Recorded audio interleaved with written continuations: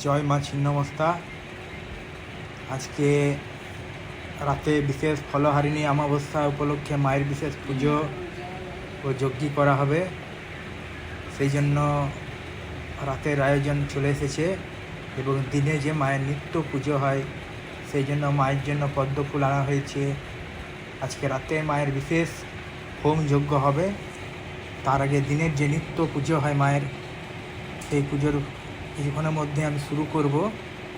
তার আগে আমি ভাবলাম যে সকল ভক্তরা অনেক দিন ধরে আমাকে অনুরোধ করছে, রিকোয়েস্ট করছে, বলছে যে মায়ের অনেক দিন কোনো ভিডিও পাইনি, তো সময় আমার হচ্ছে না।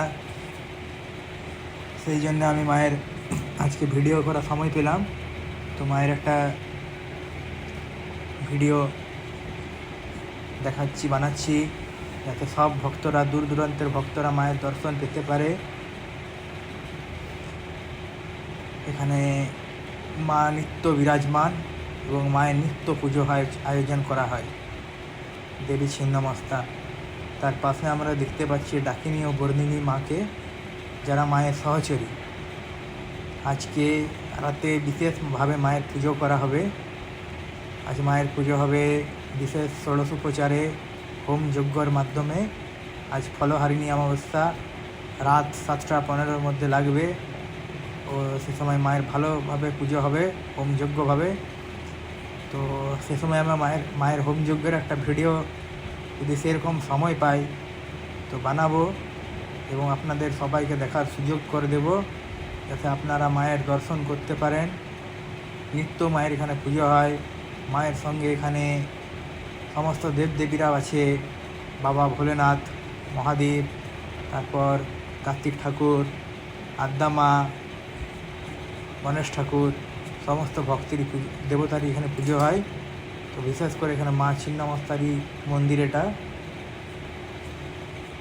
এটা আমাদের কুলদেবী, আচার্য পরিবারের কুলদেবী মা ছিন্নমস্তা।